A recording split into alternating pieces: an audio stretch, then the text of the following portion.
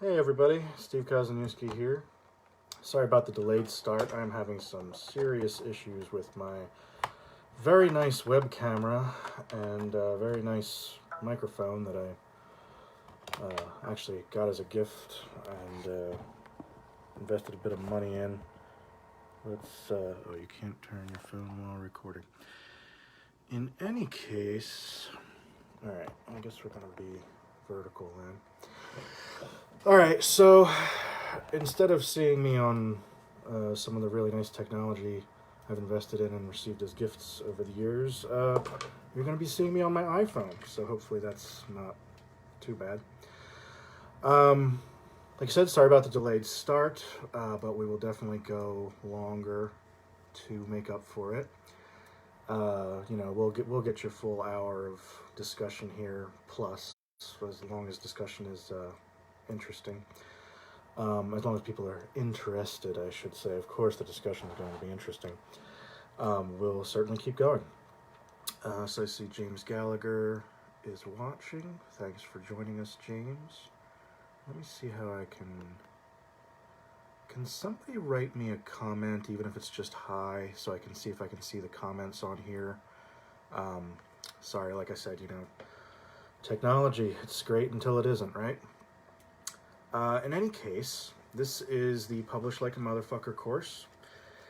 Course 3, and today we're going to be talking about the wonderful world of self-publishing. I guess I'm going to put away my microphone. I guess won't need it today. Maybe I'll try and straighten out whatever the issue is before Wednesday. Kenny says hi. James Gallagher says glad to be here. Great, thanks guys. Zach Dozier says hi. Okay, good. So, soldier on, just like, the entire zeitgeist, right? So, today we're going to be talking about self-publishing. And this is our third course.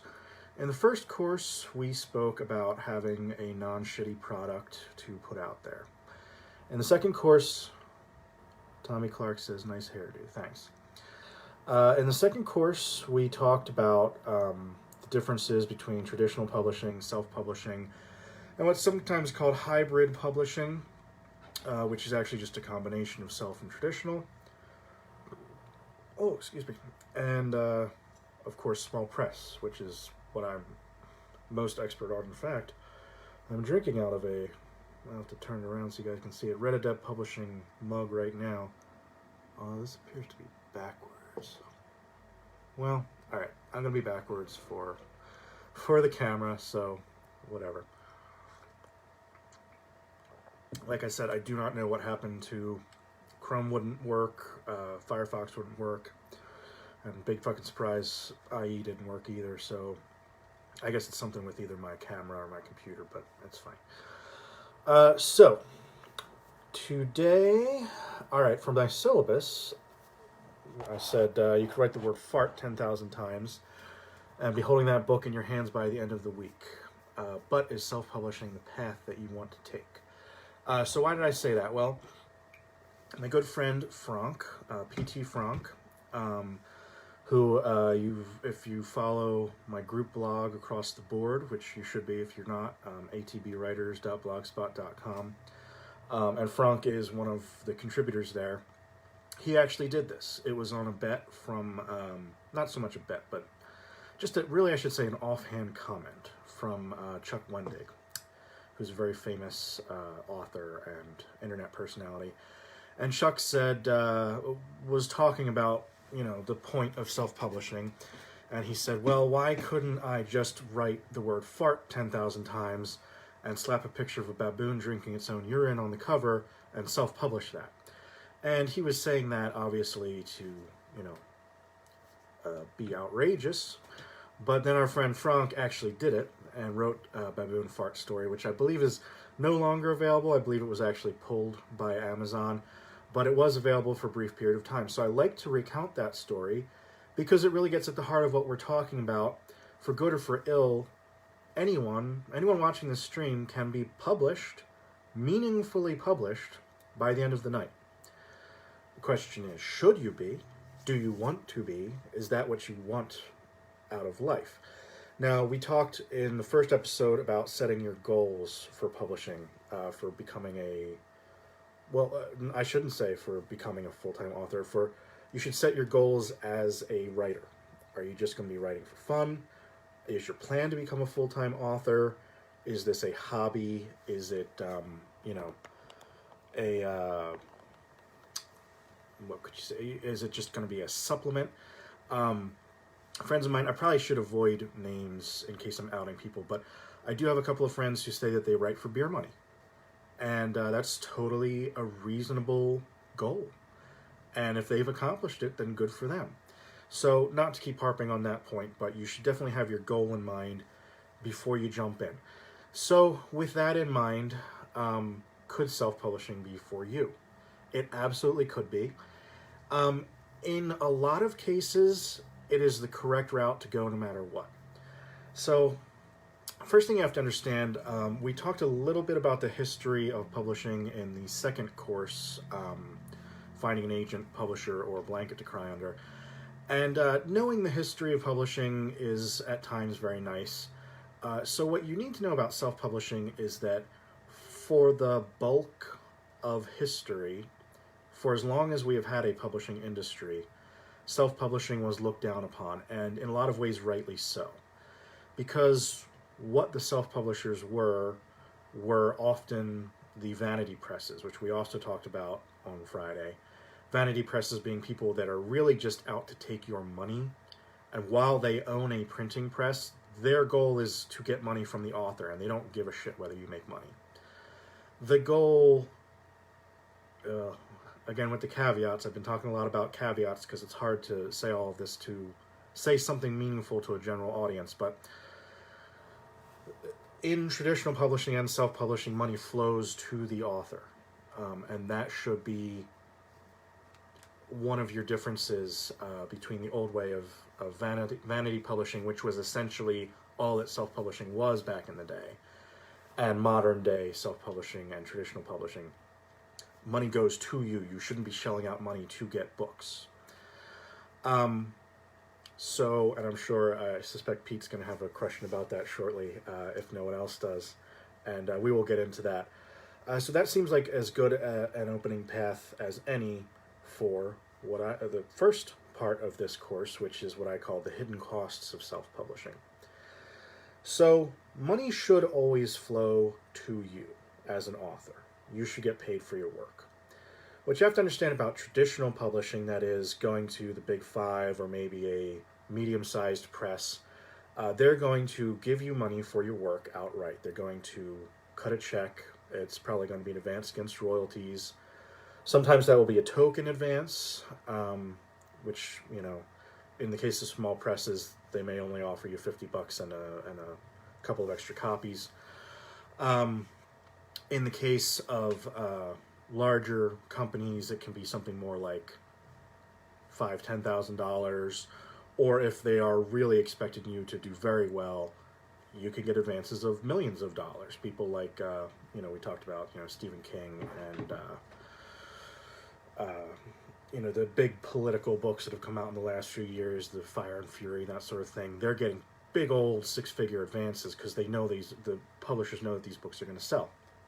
So, what does this have to do with self-publishing? Well, they're giving you money, and you also have to bear in mind that the traditional publishers and the small publishers are shelling out the money that's involved in producing your book. So you did do the hard part. You created your manuscript pretty much from scratch, pretty much on your own. You may have had contributors or co-authors and that sort of thing. Now you've got a manuscript, but that doesn't mean that it's instantly saleable today. You should always think of your manuscript, even though it's complete, in your eyes it is complete. Hopefully, after taking up my advice in the first course, it's as good as you can possibly get it, and you have self-edited it and made it as perfect as humanly possible. Even though you have that, you should always still think of that as the baboon fart story. It's not ready for the world. And I'll tell you why. So, first of all, you need a professional editor to look at your works. And notice I say professional editor, not just mom, not just you. And I'm I personally, this is not like to toot my own horn or whatever, I'm pretty good at editing. But I'm also very close to the story. I'm not good at identifying my own mistakes. I know what I meant in any given scenario. So two characters having dialogue, it's very straightforward to me what the text and the subtext is, but it may not be clear to your average reader, which, now we keep talking about goals. Your goal is most likely, if you're watching this course, to get your books into the hands of readers and to be loved and beloved, even if the audience is small. So you are not going to be able to identify your own problems. And you can be a very skilled editor, like I was saying, not to toot my own horn, I think I am. I can edit somebody else's works. I can identify their problems. But there's only so much that I can do with my own work, okay? So you need an editor, and you need a good editor. You don't need just mom. You don't just need the nice lady who's taught English down the street or whatever.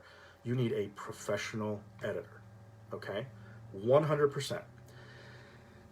Now, that means that you need to pay. You need to pay your editors. You need to pay your collaborators. There are some cases where there's not necessarily money changing hands.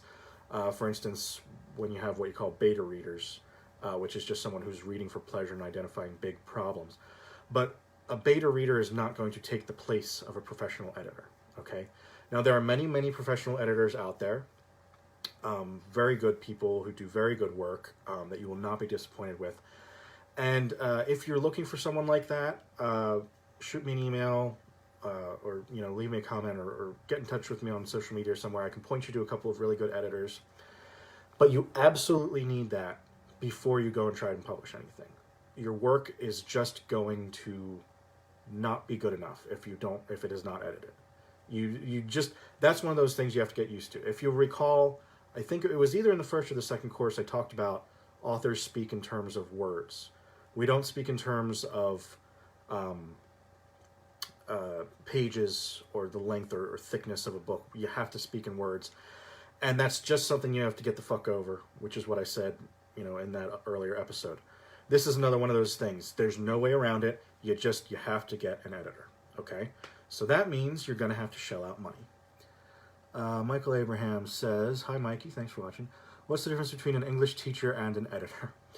Well, it's I'm guessing that's kind of a joking question, but it is a world of difference. English teachers could potentially have that skill set, just like someone who's a really good runner has the skill set to be good at basketball, but they may never have picked up a basketball in their life. They may not know how to shoot. So just because you're great at running doesn't mean you're necessarily going to be a great basketball player. Same thing with English teachers. They've honed these skills about teaching classrooms full of 30-odd people how to learn. Michael Abraham said it's not. Oh, okay. It's not a joke question. Okay. Yeah, so it's different skill sets, and they may dovetail well. An English teacher does certainly have the potential to be a good editor. But what they've learned is how to get 30 high school kids to understand The Great Gatsby. That's a certain skill set.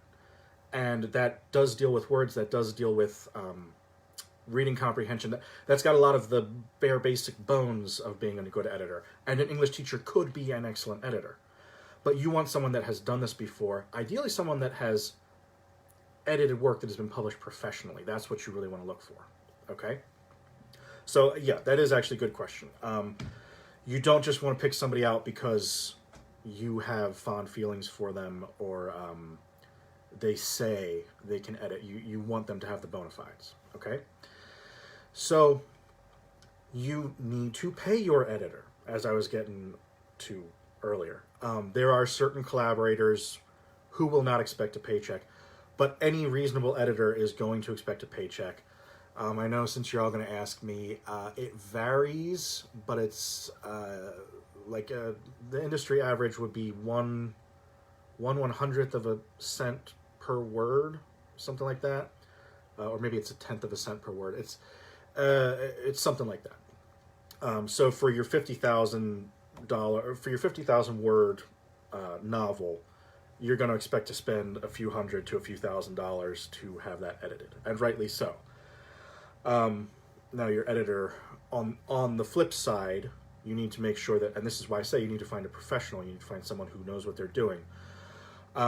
Your editor's not just going to give it a lick and a promise and say, oh, you misused a comma on page 37, but otherwise it's good. You're going to want your editor, and you're also going to pay them for different things. Some people offer different services, so there's like developmental editing. We could do a whole episode on editing, so let me know if that's something you want to talk about. I don't want to obsess about this too much, but I'm just trying to get this one point across. You can have developmental editors who identify story problems. You can have line editors who identify sentence problems. And you have proofreaders who identify just straight up grammar. So you probably want to find an editor, if you're going to self-publish, who offers all three of those services to some extent and is going to give you that manuscript that is as good as you could make it. You're going to hand it to an editor, and you're going to be shocked at how good they have now made it. It's now ready for prime time, okay? So you gave that person money, okay? And rightly so. They did you a service, and they deserve to be paid for it. So this is why I'm talking about the hidden costs of self-publishing, okay? So you need to have some money set aside for your editor. If you're not having the best financial time right away, you could offer trade in kind. That's not unheard of. You could, there are different ways, but you cannot skip the editing step, okay? When you're watching these, when you're going out and telling people, do not say Kozeniewski said I could get away without editing. 100% you need it, okay? So what's the other big thing? It's probably already occurred to you. What else do you need? You need cover art. And you cannot or should not just slap a picture of a baboon peeing urine into its own mouth onto your cover, okay? You cannot do this yourself, okay? Now, going back to what Mikey was just asking about what's the difference between an English teacher and an editor, what's the difference between I'm kind of sharp with PowerPoint or, God forbid, Microsoft Paint or something, and being a professional or semi-professional cover artist? Again, it's a world of difference. We could do, all you have to do is Google terrible book covers sometime. You will be shocked at the things that people thought were going to move books, okay? So there are people that 100%, they pull up their PowerPoint and they put a picture that they probably have no rights to and their name on it, and they say, oh, okay, I've got a cover, good enough, okay? Why? Because what sells your book? Sorry, kids, it's the cover. The cover is the first stop. Your book cover is what is going to make people pick up that book or click on the link and read the back cover copy, sometimes called a blurb. That's another thing we could go into in a whole other thing. It's a blurb is actually different in the industry. But that back cover copy, you all know what I'm talking about, where it says, in a world where things have gone awry, blah, blah, blah, blah, blah. They're not even going to read that if you don't have a nice cover. Okay, now your cover artists also need to be paid, and they need to be paid well. And again, this is not something you want to cheap out on and go to your art teacher or go to your little sister because she knows how to use PowerPoint, okay? You need to get a professional cover artist. Now, if you get a pre-made cover, the way that the industry works, the cover art industry, I should say, I'm not super familiar with it, but it's basically like almost any marketed art, okay? So if you walk into a pottery store, okay, where you can make bespoke pottery, they're going to have a bunch of pottery for sale that is the stuff that somebody else made that they didn't buy, they didn't take, okay? So the same thing happens with cover artists, okay? They have buyers who, for whatever reason, didn't fulfill their end of the contract, didn't actually buy the art, okay? Or they may just be producing some covers to say, this is what I can do. Here's a horror cover. Here's a romance cover, just generic, okay? So they have those pre-made covers, and they will put your name and your book title and the blurb on the back jacket copy. And that's all they're going to do. And you can get one of those for 90 or $100, okay? So there's no reason that you have to particularly go balls out expensive on the cover art. But if you do, if you want a bespoke cover, you're probably going to spend at a minimum $400 or $500, okay? So these are some of the hidden costs of self-publishing that you have to be aware of, okay?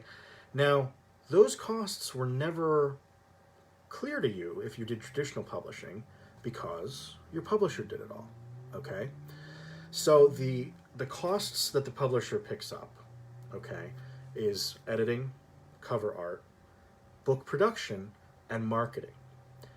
Now, if you decide to go the self-publishing route, you have to pay for all of those yourself. So you have to have a certain amount of money set aside to pay for these things. Or you have to spend the 10,000 hours to become an expert in those, okay? We talked about the 10,000 hour rule or guideline for becoming a world-class expert on writing in one of the earlier courses. If you're not going to put in the time to become an expert cover artist, and you're probably not, you need to buy cover art. If you're not going to put in the time to become an expert marketer, you need to pay for marketing, okay? Now, it's like anything, you got to weigh the pros and the cons and see how much fluid money you have, how much money you're going to make off the book, how much money you're willing to put into the book.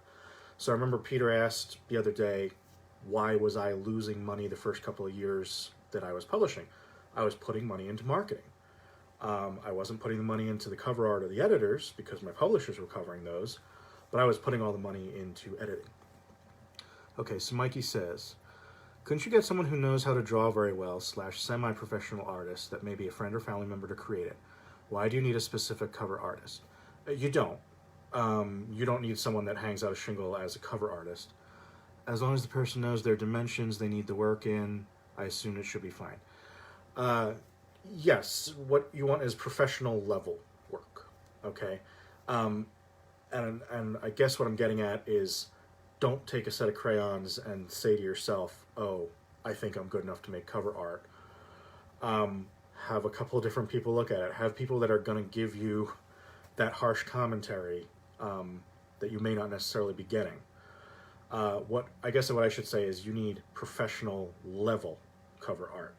So yes, most of the people you work with, they're not doing this full time. That is, a gig work for them. That is like driving Uber, but they've put in the 10,000 hours to become extremely good at cover art. That's what you need. And you're going to pay for it. And if people are undercharging, you're probably getting garbage results. Okay, Zach Dozier says, Michael Abraham, you could do that, but just know that you're competing with literally everyone else in the market on Amazon. You don't want to be amateurish. And Mikey says, my Crayola game is fierce, LOL. Yeah, so yeah, Zach gets at the point right there. You want it to be professional level. If you don't have a good cover, people aren't going to click on it. People aren't going to pick it up. That's what it boils down to. Okay? So all of these costs are coming out of your pocket or your wealthy benefactor, your working spouse, or your day job. Okay? So you need to bear that in mind when you go into self-publishing. Now, okay, Peter has a question. Sorry to backtrack. So if you choose to pitch your books to publishers and not self-publish, do you still need to have a professional editor look at your work before submitting? That's a good question, Peter. Some people do. It's kind of a double-edged sword. So the question you have to ask yourself is, are you going to do that every time before you send your book to your agent or publisher then?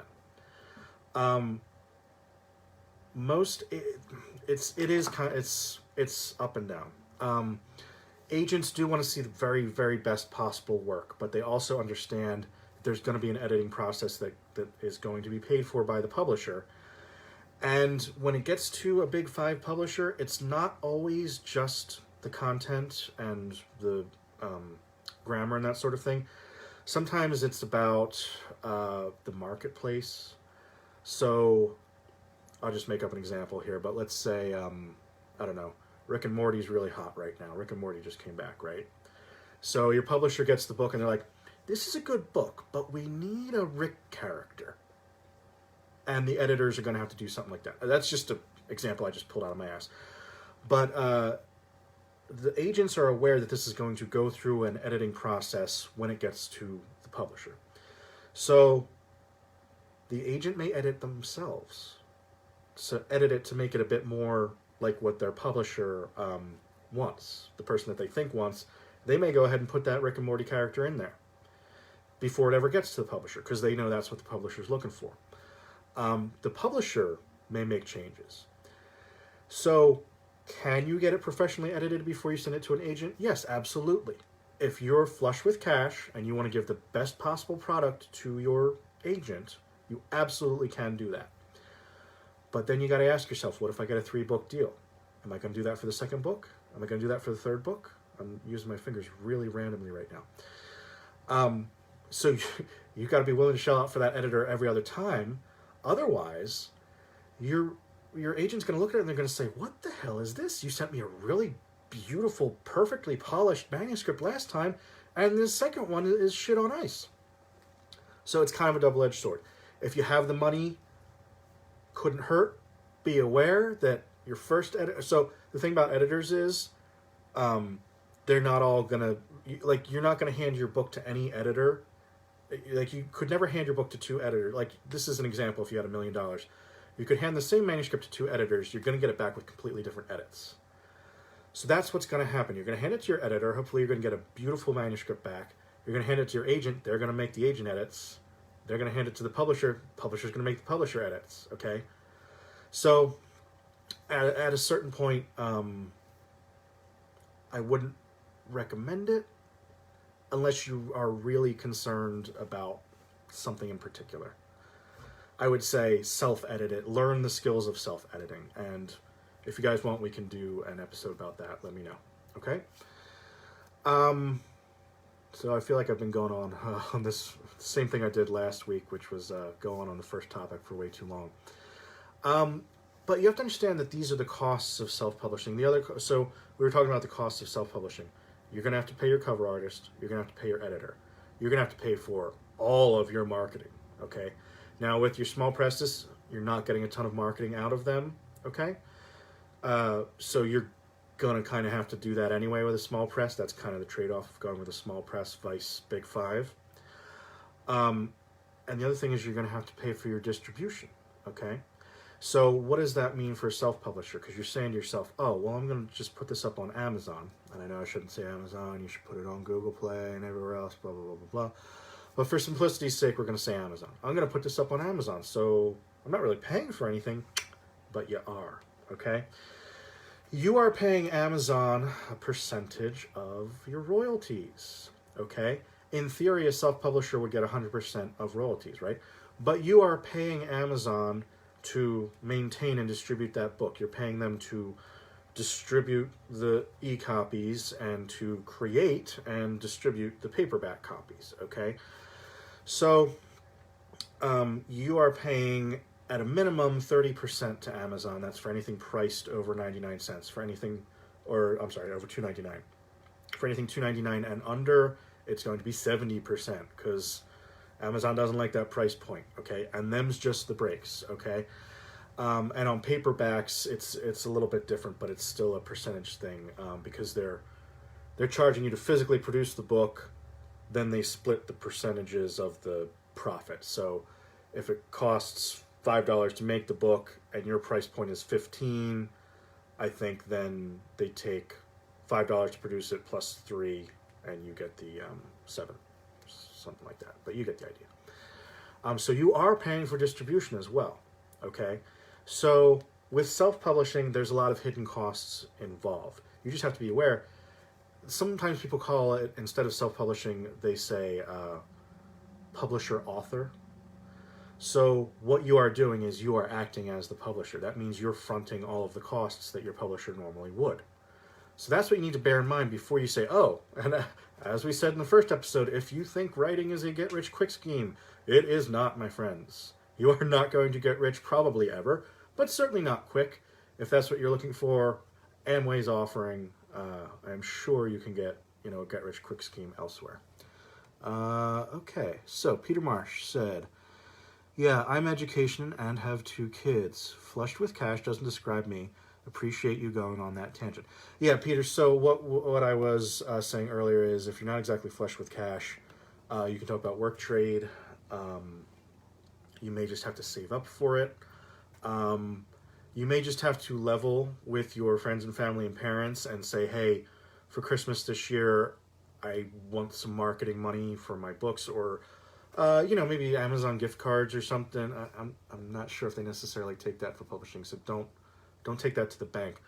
But go to your friends and family and say, look, what I really want this year is to self-publish my book.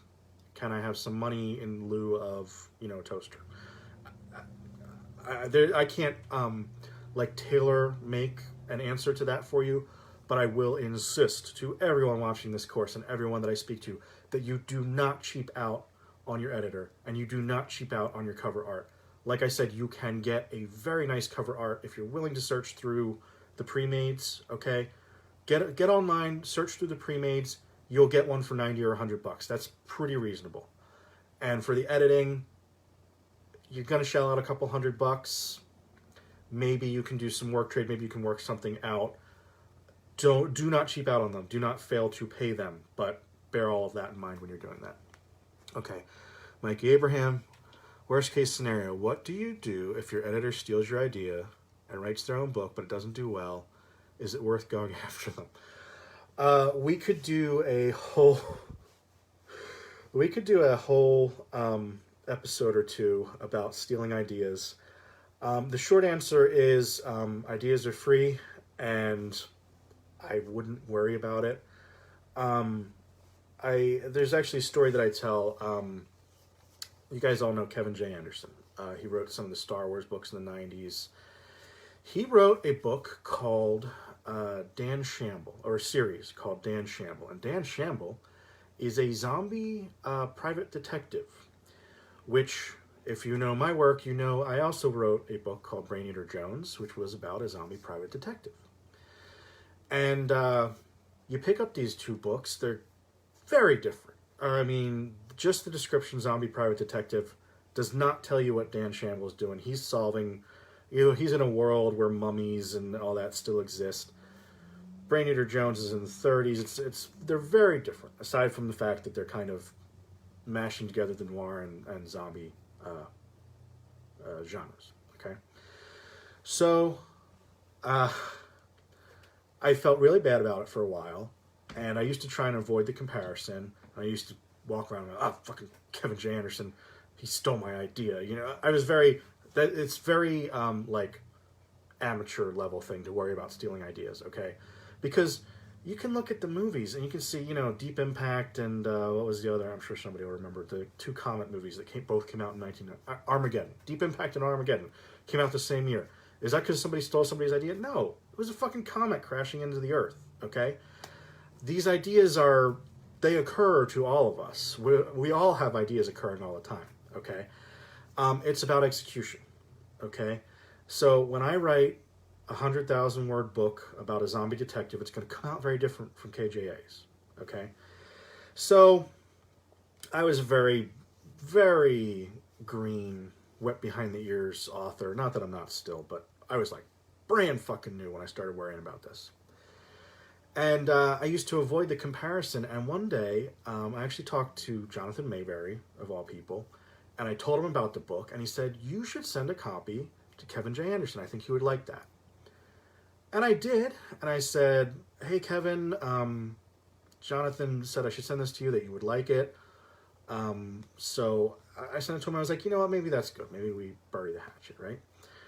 A few years later, I met him, and he shook my hand, and he doesn't know me from Adam. I sent him a book once. I'm sure that happens to him 100 times a day. So he shakes my hand, and then he looks at my name tag, and he says, I know you. You wrote that zombie detective novel. And I said, yeah. And I was worried. I was worried he was going to lay into me. And he says, you made me feel really good about myself. You really brightened up my day. And I said, how so? And he said, well, I also run a press, and we take slush, which you guys all know what that is now, unsolicited material. So we take slush. And around the time that my press, I don't even look at the slush. I pay an editor to do that. And around the time that Dan Shamble came out, some guy sent me a book about a skeleton detective, apparently. And then he's been flying off the handle ever since, saying, Kevin J. Anderson stole my idea, Kevin J. Anderson stole my idea.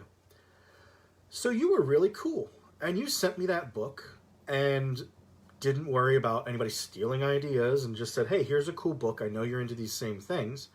And that made me say, oh, look, the same fucking idea occurred to this guy as occurred to that other guy. But one guy was really cool about it, and one guy was really shitty about it. So, the moral of this story is, there's really no such thing as stealing ideas. I guess you could. I guess if you're really a deviant, you could try and steal somebody's idea. But considering the fact that you have to write a book based on that idea, and the book itself, has to be different, it's not really a worry. It's not really something that concerns professionals. Okay, it's very amateur hour. So that's what I would say. Don't worry about it too much, okay?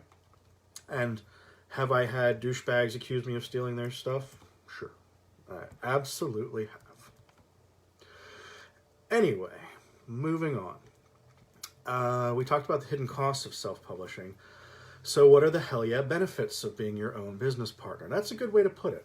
I'm really smart that I wrote that and then later described it in the same way in this course. So we talked about on Friday the kind of weighing your options and seeing what's good and what works for you, and the benefits and the ups and downs of going self-publishing and so on and so forth. Going self-publishing or going traditional or whatever. So what you give up when you go with traditional publishing, you get the money. Both the invisible money that we talked about, and you just straight up get some money, okay? But what you trade away is some control, okay? So if the big thing this year is concrete gray covers, and everything that Macmillan puts out this year is going to have a concrete gray cover, I don't know, I'm just making these things up. Sorry, you're going to get a concrete gray cover. That's what marketing says. They're not answering to you as the author. They're all answering to their marketing department. They're a business. Frankly, you're the product. You're producing the product for them. Now, they want their authors to be happy. They're not complete Philistines, because obviously they got into the business because they love books. So I don't want to overstate that point, but I don't want to understate it either. If you go with a big 5 publisher, or to a lesser extent a small press or medium-sized press or whatever, excuse me, you're giving up some of your autonomy, okay? The great thing, and the thing that you'll always hear big advocates of self-publishing saying, is you retain complete creative control, okay? So that Rick and Morty character that the marketing team thought had to be added, you don't have to fucking add him. Okay? If you think that hurts the integrity of your story, you don't have to add it. Hell, that comma you don't like, I mean, you should use commas in the right place, but maybe you're E.E. Cummings. Maybe you're Cormac McCarthy.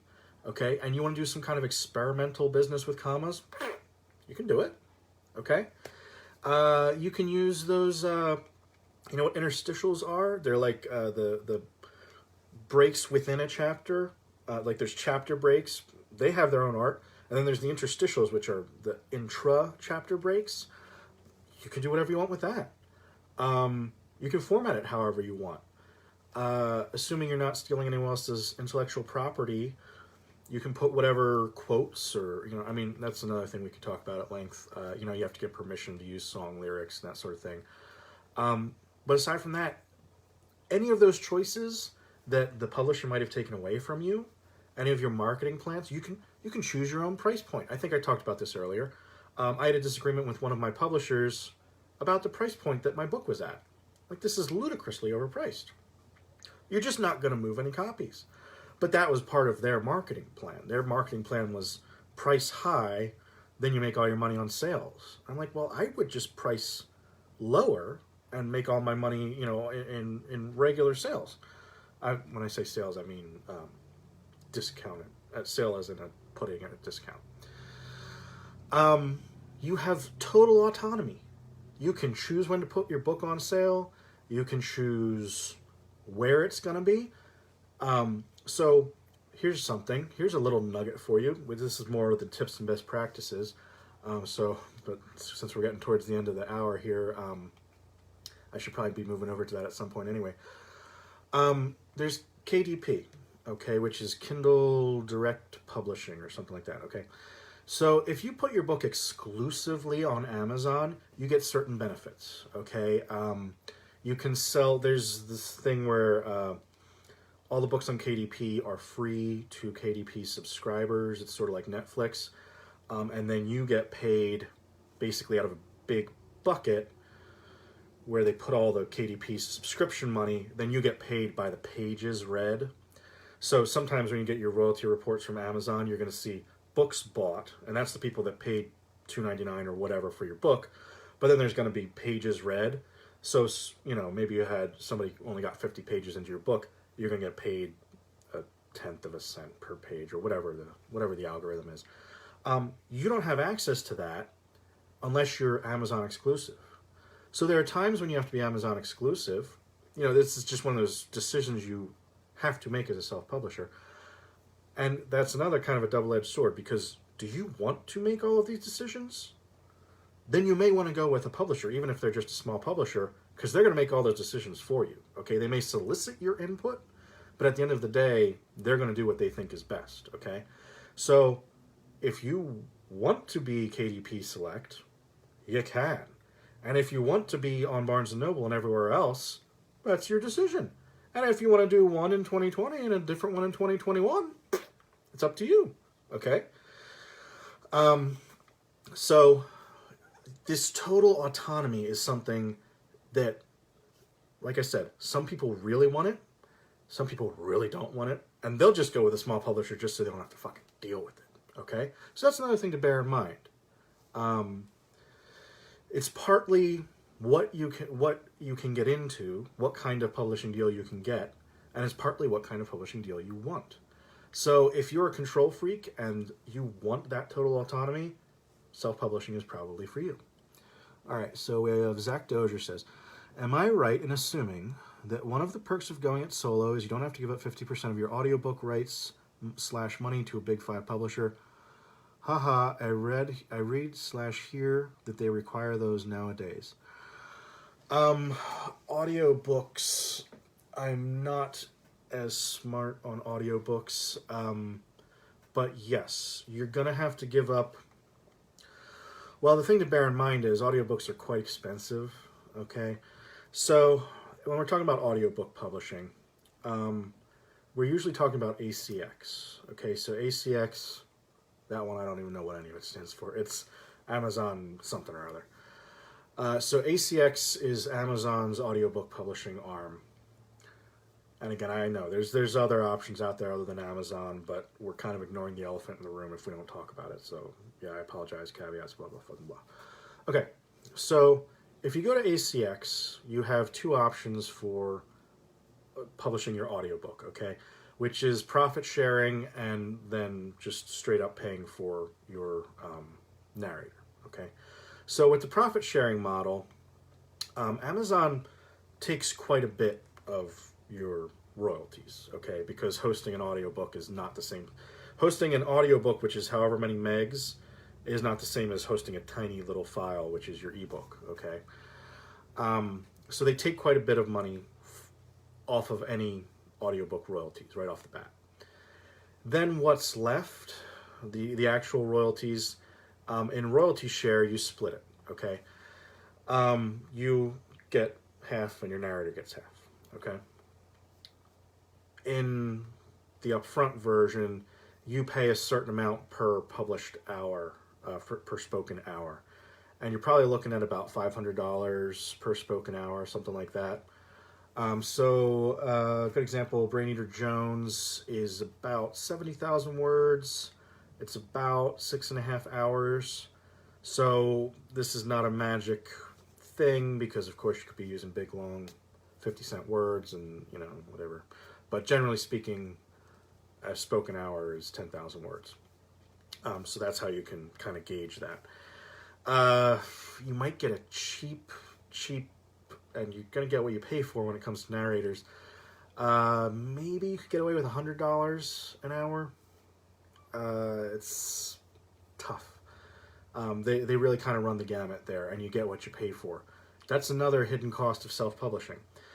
So if you find somebody who's willing to do royalty share, I always kind of feel bad for my narrators because they've always insisted on royalty share. I say, you're not going to make that money back. I don't have the sales that you're going to make that money back. And frankly, it's just a human thing for me. I don't want... I always tell them up front, I'm like, I will give you the money, and they've always said, no, I want to be a partner on this. I want to take half the sales. I'm like, all right, I'm not gonna tell you to take bread out of your kids' mouths, but do what you want. So, what does I am not sure what the traditional publisher would take, but yes, I assume it's something along those lines. I'm assuming what's getting to you by the time an audiobook is sold is a pittance. So I wouldn't say it's a perk of self-publishing unless you're expecting to sell tons of audiobooks. I mean, you've got to front that money or else find a narrator who's willing to take royalty share. So again, kind of like what we were talking about earlier, with, maybe you have work trade, maybe you can save up or whatever, however you have to handle the hidden costs of self-publishing. One of those is that you have to pay your narrator. So you could narrate it yourself if you have that skill set, if you've put the 10,000 hours into narrating. But yeah, do what you think is best. Martin Wilsey says, I get 40% of the cover price. Are you on royalty share or did you pay up front? We'll wait for him to comment on that. That sounds about right. Because I believe Amazon takes a huge chunk to host those files. Okay, so we kind of talked about the pitfalls and the dangers, the hidden costs as they call them, and literal and paid up front. Okay, so there's your numbers right there. You get 40% of cover price, either split, so 20/20 if you're doing royalty share with a narrator, or else, pay up front. Okay, so tips and best practices for the authorial entrepreneur. That sounds very nice, doesn't it?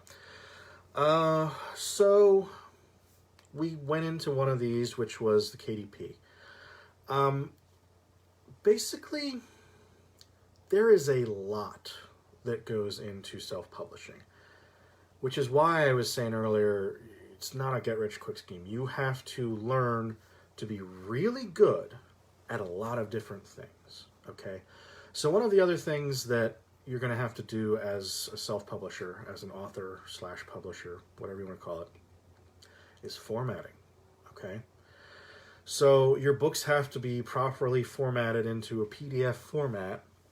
You can't, in all of our other examples, you're taking that manuscript, you're taking that double-space Microsoft Word, most likely that's how you did it, manuscript, handing it to somebody, they're figuring out all that formatting, okay? Formatting is a bitch, I'll tell you right now, okay? You can research this shit for hours, and you should do your research, okay? Everybody, make sure you do your research. Look up Shun manuscript format, okay? S-H-U-N-N. It's a guy, William Shun. He's the guy that basically, I guess literally, wrote the book on manuscript formatting, okay? That's how you should format your manuscripts. Then formatting it into an Amazon, I keep saying Amazon, but it's going to be a PDF. Oh, here's the other great thing we have to get into is all the different file types, okay? You're going to have to take that Word doc and convert it into a PDF in order to get it on Amazon, okay? Amazon's going to automatically convert that PDF doc into what's called a MOBI, which is what you read on your Kindle, okay, .mobi. Then if you also put it on Barnes & Nobles, Kobo, and so on and so forth, you're also going to need what's called an EPUB. So you're also going to have to convert that. One way to convert, and they'll probably yell at me for saying this, but there is a website called Publish Drive, or maybe that's something else. It is, oh, I'm sorry, Draft 2 Digital. Draft, the number 2 Digital, okay? And you'll find this out when you do your research, but one of the things that Draft 2 Digital does is they can do all those conversions for you. They can convert to an EPUB, and then you sort of have to, it's sort of taking advantage, I guess, but there's also a lot of free formatting software out online, or you could buy. I've never bought, but you use that Draft 2 Digital, you can convert your PDF into an EPUB, and then you just tell Draft 2 Digital, oh no, I decided not to publish this book after all, but let me have that EPUB. Then you have the EPUB for Kobo. Sorry, Draft 2 Digital, but you guys, you do it to yourself. You offer that service. Martin says Amazon has a new tool called Kindle Create, makes it easier. Oh yeah. Kindle's getting easier. So you have to study and get really good at formatting.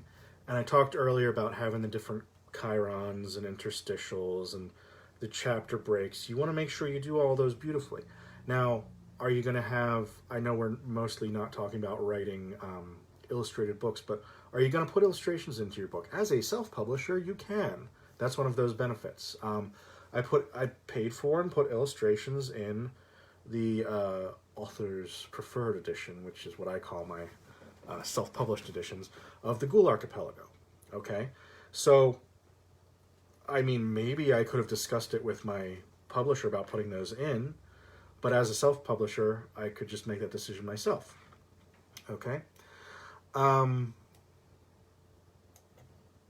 Tips and best practices.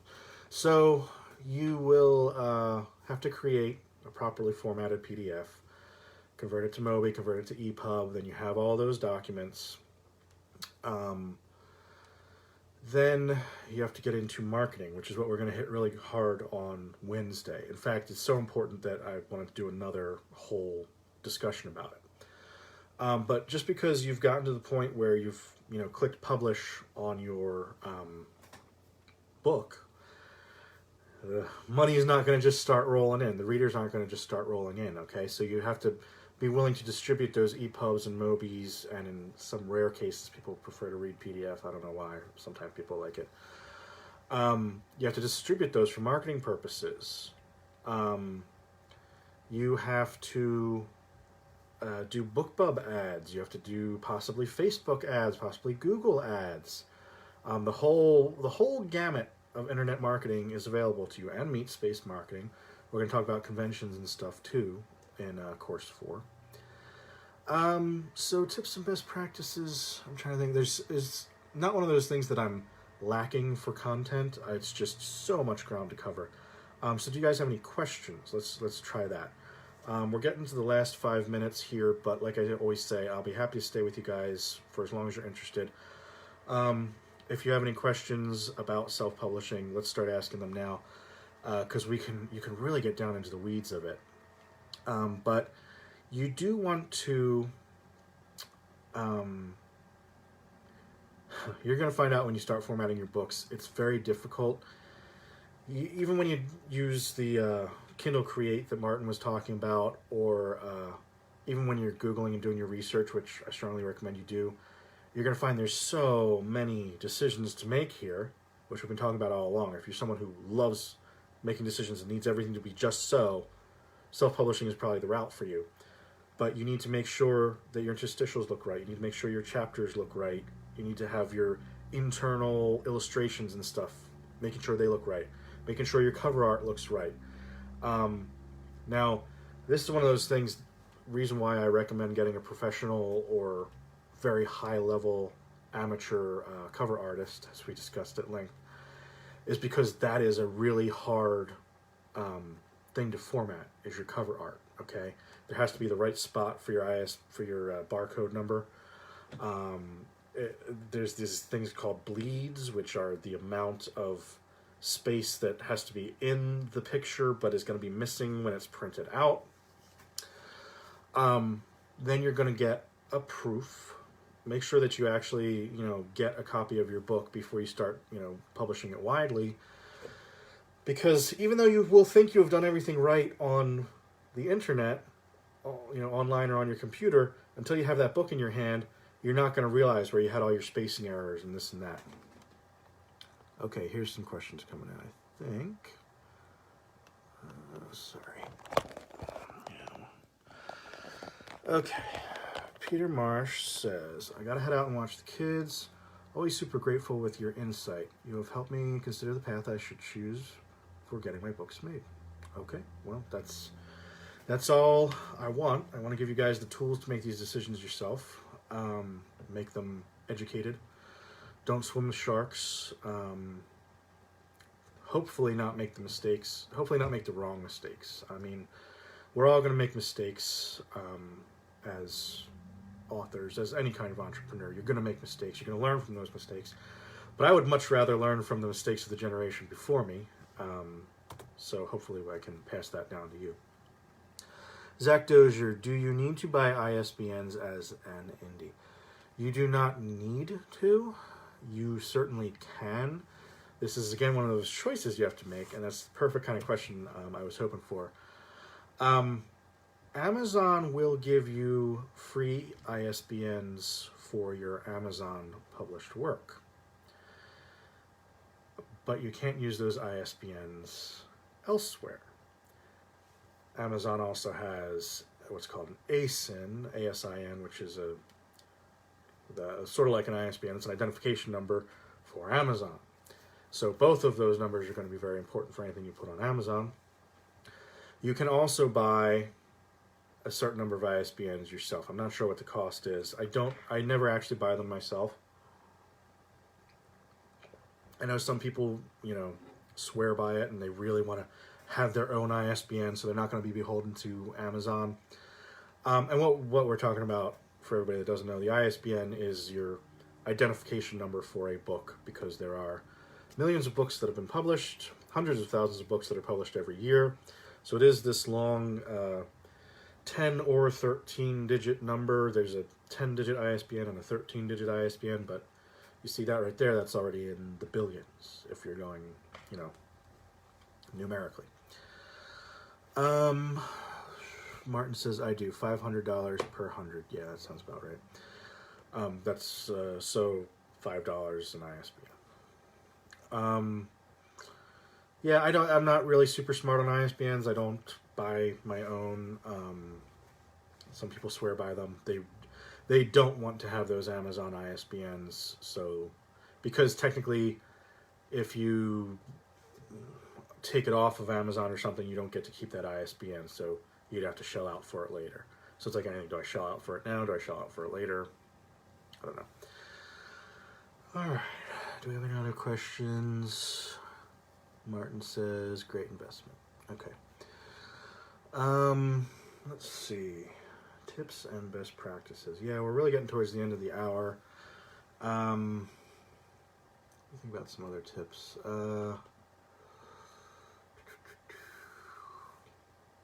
Yeah, this might just be a natural stopping point if you guys don't have any other questions. Like I said earlier, it's not something that I'm at a lack for information to discuss. It's just that there's so much ground to cover. It's hard for me to know what... Martin said bookstores won't stock books with Amazon ISBNs. Yeah, that makes sense. Okay, James Gallagher says, people often ask about registering the work with the Copyright Office and Library of Congress details. So the thing about copyright is, I think people obsess a little bit too much over it, and I also think that's amateur hour stuff. So this is another one of those history type things. They used to say that what you had to do was get a poor man's copyright. Or if you didn't want to pay to have your work copyrighted, you could mail the manuscript to yourself and keep it in a sealed envelope to prove, because you'll get a date stamp on anything that you mail. So if you get the unopened manuscript back, you technically have proof by a federal authority that you wrote this manuscript on a certain date. So that was your copyright. That was your proof of copyright. In case someone stole your manuscript and published it for themselves and made $1 million, you could come and say, oh, but I have an unopened letter with my manuscript in it, proving that I wrote it on the date that I said I did, and that was going to be the great thing that was going to save you when you were in the courtroom. Well, how often does that happen? Fucking never, honestly. I mean, people sometimes sue, like J.K. Rowling, and say, well, I had an idea about a boy wizard back in the 80s. Okay, great. There were probably lots of people who thought they should write about a boy wizard back in the 80s. But she's the one that actually went through and did it, and sorry you missed the boat. I'm not going to say that... I mean, I'm on the side of authors. I just think that stealing people's ideas, it's a very amateur hour thing to worry about. And I know it's not to disparage you guys. You guys are all, for the most part, up-and-coming authors. And these are the sorts of things that keep you up at night and keep you worried. And you say, what if someone beats me to it? Oh, excuse me, what if someone steals my idea? What if I've stolen someone else's idea? It's just not really a big concern. If you publish something, it is copyrighted, it's in your name, you have the legal rights to it. Are you going to win in a lawsuit against J.K. Rowling? Not really. I mean, unless you can pay for a really expensive lawyer. And, I mean, what are you trying to prove? What are you trying to get out of that? This is the thing about lawsuits in general. And I'm not a lawyer, I'm not an attorney, and I shouldn't be giving any kind of legal advice. But you can sue anybody for anything. That's the nature of the system, okay? I can go into court and I can say, the guy next door is stealing my blood at night when I'm asleep. I can file that lawsuit. But if there's nothing backing it up, it's just going to immediately be tossed out. And even if I have a really good lawyer and I file some kind of nonsense lawsuit and they can keep it in the system for as long as they want, and I have the money to throw away on that, then the question becomes like, why am I doing that? If it's someone like me, I'm like, a $10,000 settlement would be amazing and life-changing, But how much would I have to pay a lawyer to get that suit? We'd have to be talking about millions of dollars at the end of the day. And if I don't have a good standing, if I have a meritless case, it's still a meritless case at the end of the day. So the whole copyright thing, I understand as young author. Yeah, I used to obsess over it too. It's not really the thing you have to worry about. People aren't out to steal your work. Now, if someone straight up takes your manuscript and republishes it and makes money off of it, yeah, then you have a case. Then you could legitimately sue them. But that kind of doesn't happen very much. I mean, it's too easy. And then what you can do in that case, if that's the literal case, that somebody stole your literal manuscript and put it up on Amazon and is making money off of it, you have what's called the DCMA, Digital Millennium Copyright Act or something like that. Maybe it's DMCA. File a DMCA suit saying somebody stole my shit. And you say, okay, it was copyrighted to me when I put it on Amazon. It is yours. The stuff that you wrote, it is yours. It is your copyright. You don't have to shell out for a copyright. You don't even have to shell out the money for that poor man's whatever thing that people used to do. I don't want to belittle that question, but there's just not that much to worry about there, I think. So, again, not a lawyer, not an attorney. Please speak to your legal professional if you are genuinely concerned about this. Okay. Zach Dozier says, should self-published authors wait to start listing books on Amazon until they've written a few and are ready to go with all of them? I would not recommend waiting. And I'll tell you why. We talked about this a little bit the other day. You can't really market something if you don't have something, okay? So I guess what you're talking about is if you're going to be writing a series like, Lord of the Rings, do I wait until Return of the King is written before I publish The Fellowship? I would not recommend that. Because I think okay, so there's the danger, okay, George R. R. Martin could die before the Song of Ice and Fire is complete. Yeah, I guess that's always a danger. Or you could just get burnt out and never finish the books, and then hopefully millions of fans are disappointed because you didn't finish the books. But I would generally recommend not waiting before self-publishing. If you're, again, we talked earlier, if you're 100% sure self-publishing is the route you want to go, I would go ahead and publish your work, your first work, okay, and market that, okay? Now, the thing you have to bear in mind about sequels is there's always a drop-off for each subsequent sequel, okay?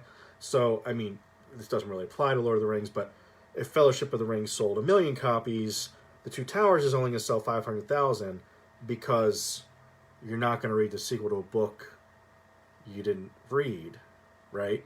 Nobody's going to pick up book 2 if they haven't read book 1, and only a certain number of people who read book 1 are going to pick up book 2, and so on down the line. Now, in long-going series, like Jim Butcher, the Wizard, whatever the hell his name is, I'm sure one of you can remind me, you do sort of develop a certain built-in audience. So you can release 27 books, and you know, like clockwork, you're going to sell 10,000 every time, but you're not really... You may even expand slightly because as it goes on, but even look at that case, what's going to happen? Nobody's going to pick up the 27th book. If you're growing your brand and people are hearing about you because you've done sequels, they're going to go back and buy the first book and see if they like it. So even in that case, the first book is going to have the most sales, right? So, like I say, you can't market what doesn't exist. So yeah, I would put it out first and then worry about, completing the next one. And yeah, you do, then there's a lot of discussion of what do I owe the audience? What does any author owe the audience? What does George R. R. Martin owe all of us? Well, you don't owe them shit, okay? You have a life, you have a family. Remember what's important, okay? It's not writing if you're burnt out and you hate writing. If you get to that point, okay, level with the fans and tell them. This kind of went off on a tangent, didn't it? But okay, I think that answers Zach's question. Okay, Martin said Amazon is killing them. Proofs are dated for copyright. My lawyer loves it. I guess you're talking about that mailing the sealed manuscript to yourself. Zach Dozier said the Dresden Files. Right, Dresden Files is the name of that very famous, urban fantasy series. So yeah, I mean, even if what you're building up is you've been consistently great for years, and you're consistently selling 5,000 books, so you can release 27, and then one day, Hollywood's looking at you, and they create that Dresden Files movie, people aren't going to go to book 15. They're going to go back to book 1. And the publishers aren't going to do the big re-release of book 14 or something. They're going to do the big re-release of book 1. So that's always going to be what your sale is in terms of series. So did that address your question, Zach? I hope so. Sorry, I don't know a ton about copyrights, so I hope I kind of addressed that, at least those concerns. Because I feel like I feel like those questions are coming more from a place of concern about, are people stealing my work? They're not. I guess there are. Martin says, first proofs are always dated inside. Great proof of copyright. Yeah. So make sure you order your proofs, like Kozeniewski said earlier, right? I guess there are bad actors out there, but you'd have to be a bad actor and a good enough author to steal somebody else's idea and then make a full novel out of it. So if you're already a good enough author, you've probably got good enough ideas that you don't have to steal them from, Alessia or Zach or Marty or me. I understand the concern, but and again, I apologize if I'm not trying to speak down to you guys or anything, but it's a very amateur hour concern. It's not a big issue amongst authors. Oh, Donna Fitzpatrick is watching. Hi, Donna. So, do we have any other questions about self-publishing? If not, I'm happy to stay with you guys all night. I know self-publishing is a big topic. You know who would be good if you guys want to learn more about self-publishing? Robert Swartwood is a good friend of mine. I know he talks about it a lot on his blog and on Twitter. Marty says, copyright protects against plagiarism, not ideas. Actually, that's a good point. Maybe I should go into that a little bit. So, one thing you should know is ideas can't be copyrighted, and titles can't be copyrighted, which is actually good to know. If you ever watch a lot of books, and even movies and that sort of thing, just generally speaking, well, let's get a little bit into that while you guys are coming up with your other questions. So, you can have a trademark, and you have a copyright, okay? So, your copyright protects you against your actual text being stolen. So when Marty says copyright protects against plagiarism, not ideas, that means if someone just went ahead and stole a page out of Brain Eater Jones and stuck it in their book without properly citing me, and you can, in academic work, you can put in footnotes and that kind of thing, but no one should just be stealing a page out of Brain Eater Jones for any legal purpose. If they do, they can contact me and request permission, okay? Now, why am I saying it this way? The easier way to look at it is song lyrics, okay? So, this is one of those things where it's kind of like, again, I'm not a lawyer, but some of the legal rules, as we understand them, are 9 words or maybe 6 words in a row. Probably depends on how good of a lawyer you can get. You cannot steal 9 words in a row from a song, okay? So, you can certainly reach out to Pete Townsend and say, hey, I want to say hope I die before I get old. Hope I die before I get old. Yeah, that would be 7 words, okay? I should, if I want to put that as, for instance, the epigraph in my novel, or if I just want to quote that lyric in my book, I should technically reach out to the Who's lawyers and get permission for that, okay? And in some cases, they'll say, give us $1,000 because it's a huge property. In which case, are you going to spend $1,000 on that? Well, probably not. If you have HarperCollins money, they might be willing to shell out for that epigraph. What a lot of authors will do, and if you've ever wondered about this before, this is the reason why. Authors will often say things like, Pete Townsend started singing that song about hoping he died before he got old, instead of quoting the actual lyric, because that's fair play. You want to set the mood. Most people probably know the song, my generation, and they know what's going on. They're like, oh, okay, this is a guy who likes the 60s, and blah, blah, blah, blah, blah. So that's copyright. You can't copyright a title, okay? So even in spite of that, so copyright's for text, right? I could call my next book Sympathy for the Devil. And people do that, okay? They take song titles or words from a poem, or, I mean, the Bible's not copyrighted, but often people take, Bible quotes, or what else are Shakespeare quotes, again, not copyrighted. But all of that stuff is fair game. And just because Stephen King wrote Misery in 1993, I could write Misery today, okay? I'm not doing anything wrong. Now, I could be, then we get into that whole thing about there is a guy pretending to be Stephen King online because names can't be copyrighted, so he's just kind of illicitly using that pen name, but there's nothing you can do about it. Because if there was another Stephen Kozeniewski out there, or even if you chose that as a pen name, what can I do, However, there's also trademarks, okay? So trademarks are for things like characters and places and things like that. So I'm not going to 100% say that titles you can't be prosecuted for using a title. Because, for instance, Harry Potter is trademarked, okay? Hogwarts University is trademarked. These places and these things, could I write a book about a guy who happens to be named Harry Potter and he's an accountant living in Wisconsin.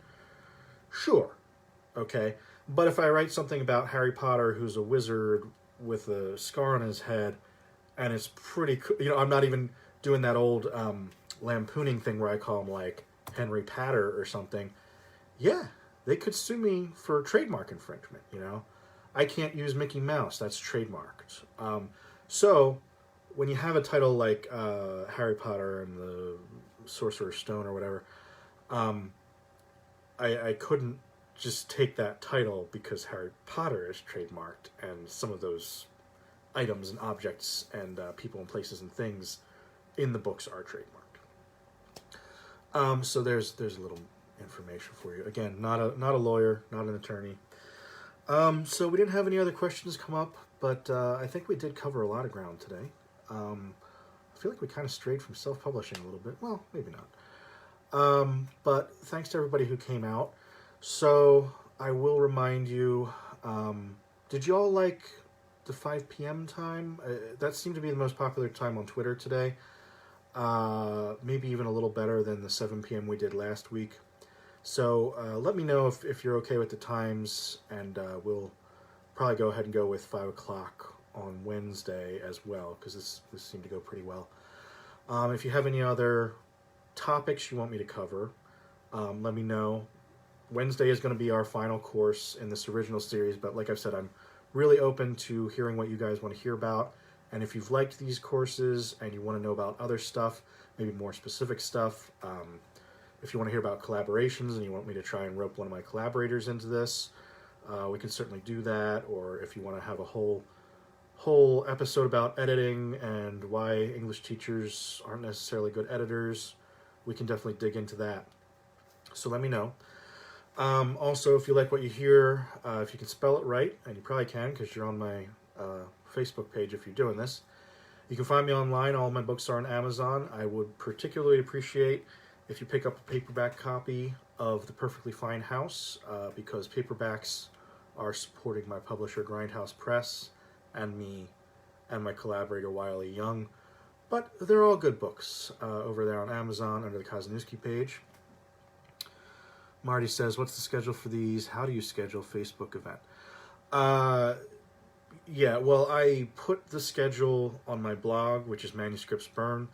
Like I said, the only one left in this initial course, unless I get more feedback, course 4 is going to be it. It's going to be 5 p.m. Eastern Standard Time on Wednesday, the 13th. This one was at 5. Last week, Friday, was at 7. And the Wednesday before that was at 7.